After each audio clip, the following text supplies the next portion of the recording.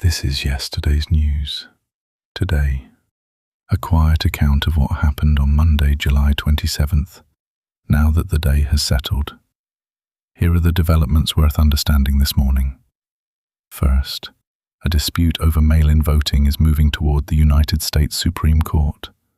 The Trump administration asked the court on Monday to allow a presidential executive order to take effect while legal challenges continue. The order would direct the government to create a list of citizens eligible to vote and limit delivery of mail ballots to people on that list. A federal appeals court upheld an earlier ruling blocking those changes in 23 states and the District of Columbia. The states challenging the order argue that the Constitution gives authority over election rules to states and Congress rather than the President.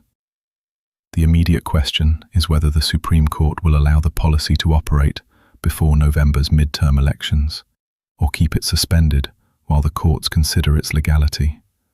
On the economy, President Trump visited a General Motors facility in Michigan and defended tariffs as a way to protect American manufacturing. His administration recently announced duties of 10 to 12.5% on imports from 60 trading partners. Some energy products, fertilizer and goods covered by the North American Trade Agreement are exempt. Tariffs are charged to American importers. Businesses may absorb the cost, find cheaper suppliers, or pass some of it to customers. The Federal Reserve also begins a two-day meeting today. Investors broadly expect interest rates to remain unchanged, but higher oil prices have renewed concern about inflation and created some possibility of a rate increase. The decision will be announced on Wednesday. Internationally, mediators reported progress in efforts to bring the United States and Iran back into negotiations. Neither country reported a direct attack on Monday, extending a pause after roughly 2 weeks of escalating strikes.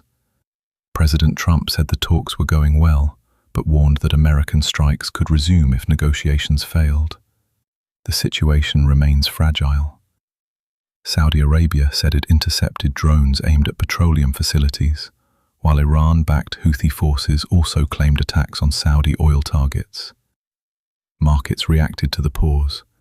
United States crude oil fell by more than 8% on Monday, while Brent crude fell by more than 9%. Lower oil prices can reduce pressure on fuel costs and inflation.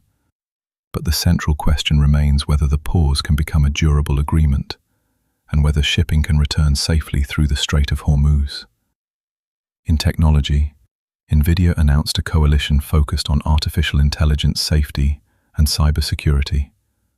The Open Secure AI Alliance includes Adobe, CrowdStrike, Dell Technologies, and Hugging Face. Its members say they will develop and share tools intended to make advanced AI systems safer and easier to monitor. The announcement follows a security incident in which an autonomous AI agent breached systems belonging to Hugging Face during testing.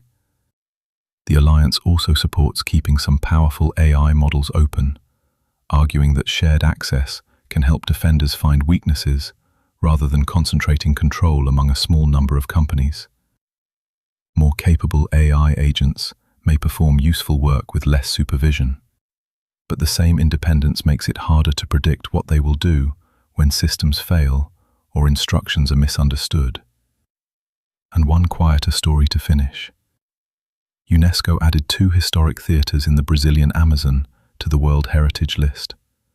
The Teatro da Paz in Belém and the Teatro Amazonas in Manaus were built during the region's 19th century rubber boom.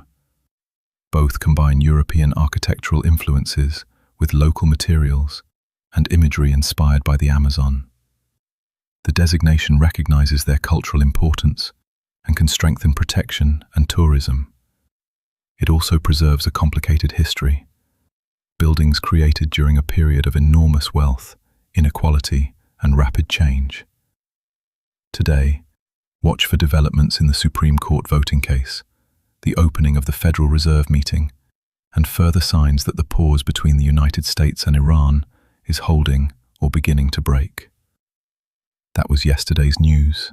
Today, what happened, why it mattered, and what comes next. This briefing reflects reporting available through 10 o'clock Pacific Time on Monday, July 27th. Thanks for tuning in.